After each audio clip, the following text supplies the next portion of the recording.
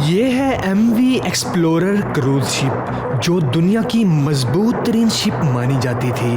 یہ نومبر 2007 کو ارجنٹینا سے انٹارکٹیکا کے سفر پہ نکلتی ہے، لیکن ایسا کیا ہوا کہ یہ شپ سمندر کی گہرائیوں میں جا پہنچی اور اس میں موجود 154 پیسنجرز کا کیا بنا؟ آئیے اس واقعے کی مکمل تفصیل جانتے ہیں۔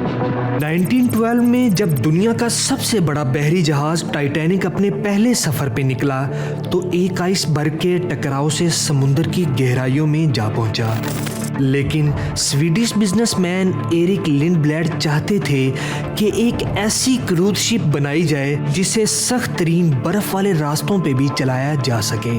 اس آئیڈیا کے آنے کے کچھ عرصہ بعد ایرک 1969 کو ایسی شپ بنانے میں کامیاب ہو جاتے ہیں۔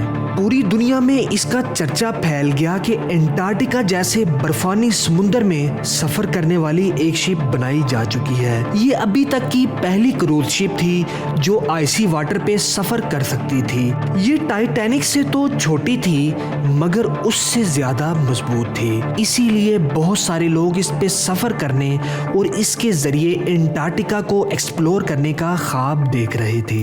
جب اس کو بنایا گیا تھا تو اس کا پہلا نام لنڈبلیڈ ایکسپلورر رکھا گیا، جس میں 158 لوگ سفر کر سکتے تھے۔ اس کی لینتھ 73 میٹر تھی اور یہ زیادہ سے زیادہ 23 کلومیٹر پر آور کی سپیڈ سے سفر کر سکتی تھی۔ وقت گزرتا گیا اور پلان کے عین مطابق یہ 250 کے قریب سفر کرنے میں کامیاب ہو چکی تھی۔ یہ ایسے علاقوں میں بھی گئی جہاں بڑی بڑی شپس کا جانا ناممکن تھا، حتیٰ کہ اسے کئی بار خطرناک ریسکیو آپریشنز کے لیے بھی استعمال کیا جاتا رہا۔ اور پھر 2004 میں Toronto based travel company gap adventure نے اسے خرید کر اس کا نام ایم وی ایکسپلورر رکھ دیا۔ یہ نومبر 2007 کی بات ہے۔ اسے ارجنٹینا سے انٹارکٹیکا کے لیے سفر کرنا تھا۔ اس پہ 154 پیسنجرز سوار تھے۔ ایم وی ایکسپلورر اپنے 19 دن کے سفر پہ نکلتی ہے۔ کیپٹن کچھ دن بعد شپ کا روٹ تھوڑا تبدیل کر دیتا ہے تاکہ زیادہ برف والے علاقوں سے بچا جا سکے۔ اب یہی تبدیلی اس شپ کو ایسے راستوں پہ لے جاتی ہے جہاں بڑی مضبوط برف اور آئس برگز موجود تھے، لیکن 22 نومبر کی رات اچانک شپ ایک بڑے جھٹکے سے رک جاتی ہے اور اس کا انجن مکمل طور پہ بند ہو جاتا ہے۔ اس خطرناک علاقوں میں کشتی کا رکنا ایک خطرناک سائن تھا۔ یہ دیکھتے ہی کیپٹن نے صحیح ٹائم پہ SOS کال بھیج دی اور یہی کال پیسنجرز کے لیے زندگی کی امید ثابت ہوتی ہے۔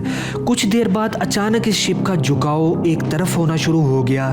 اب کیپٹن کو پتا چلا کہ اصل یہ کوئی انجن کی خرابی نہیں بلکہ شپ کئی سال پرانی سخت برف کی لیئر سے ٹکرائی ہے۔ اب اوشن کا سرد پانی شپ کے کمپارٹمنٹس میں داخل ہو چکا تھا اور شپ کے نیچے والی سائڈ فرنٹ سے پھٹ چکی تھی۔ اب پیسنجرز کے پاس جان بچانے کا واحد حل یہ تھا کہ اس شپ کو چھوڑ دیا جائے۔ رات کے اندھیرے اور شدید ٹھنڈ میں اب کوئی سہارا نظر نہیں آ رہا تھا اور ڈیسٹینیشن بھی کئی کلومیٹر دور تھی۔ شپ میں صرف 4 لائف بوٹس تھیں۔ بوٹس کو پانی میں اتار کر پیسنجرز کو ان پہ سوار کر دیا گیا۔